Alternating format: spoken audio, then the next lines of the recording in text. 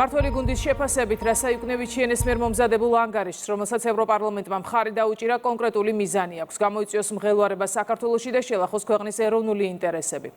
ქართულ ოცნებაში პოლიტიკურად აფასებენ კონკრეტულ ჩანაწერსაც ევროპარლამენტი მოუწოდებს კომისიას შექმნას მექანიზმი, რომლის საშუალებითაც სამოქალაქო საზოგადოების აქტივისტებს, ჟურნალისტებს და სტუდენტებს შეუნარჩუნდებათ უვიზო წვდომა ევროკავშირში.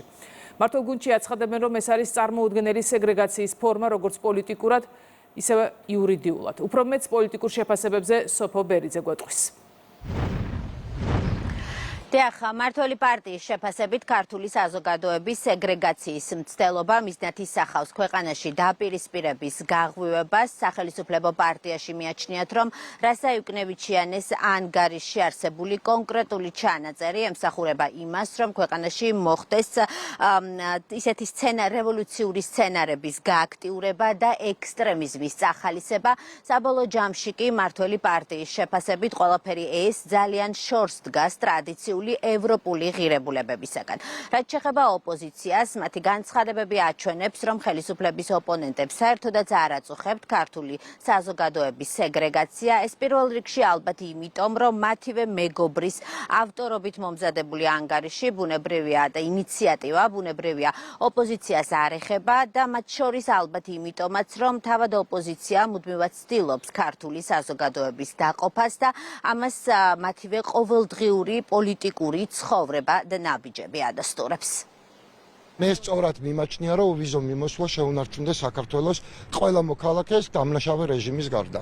ბრიუსელის მხრიდან გამიჯნულია ქართველი ხალხი და ქურდები, კრიმინალები, თაღლითები და ის პოლიტიკური ძალა, რომელმაც მიიტაცა ხელისუფლება. რა არის ის თუ არა ეს ანგარიში, ვიდრე სეგრეგაცია, ადამიანების დაყოფა, იმ ადამიანებად, რომლებიც მათ მოწონთ ან არ მოსწონთ, ასეთი მიდგომები უფრო მეტის მთქმელი არის რეალურად ევრობიუროკრატიის ახლანდელ შემადგენლობაზე და კიდევ ერთხელ გულს წვეთს გამომდინარე იქიდან, რომ სრულად დასცლია სამწუხაროდ ევროკავშირი ახლა ევროპულობისგან. სერიოზულად მოკიდეს ხელი სცენარში ესეთი ელემენტების შემოტანას, რომელიც სეგრეგაციას შეუწყობს ხელს, ანუ დაპირისპირების განვითარებაზეა მიმართული. რეზოლუციის ეს ჩანაწერი სწორედაც არის მიმართული იმისკენ, რომ ეს ექსტრემიზმის რევოლუციის სცენარი იქნეს უფრო გაფართოებული.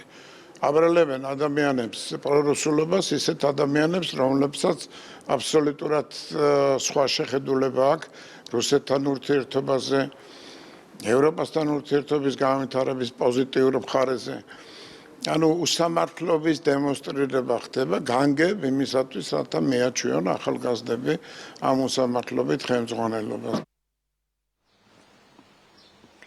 სააკაშვილის მეგობრის რასა იუკნევიჩიანის ავტორობით მომზადებული ანგარიშით ევროპარლამენტი ევროკომისიას საქართველოს მოსახლეობის სეგრეგაციის კლასიკურ მაგალითს თავაზობს, რაც თავის მხრივ დემოკრატიული ღირებულებების დარღვევის კლასიკური მაგალითიც არის. უფრო კონკრეტულად ევროკომისიას ევროპარლამენტარები, რომლებმაც მხარი დაუჭირეს რასა იუკნევიჩიანის ანგარიშს, მოუწოდებენ შეიქმნას მექანიზმი, რომლის მეშვეობითაც სამოქალაქო საზოგადოების აქტივისტებს, ჟურნალისტებს და სტუდენტებს ევროკავშირში უვიზო მიმოსვლის შესაძლებლობა ექნებათ, ოღონდ ამავე კონკრეტული ანგარიშით ისინი ითხოვენ წამყვანი ქართული მედია საშუალებების სანქცირებას.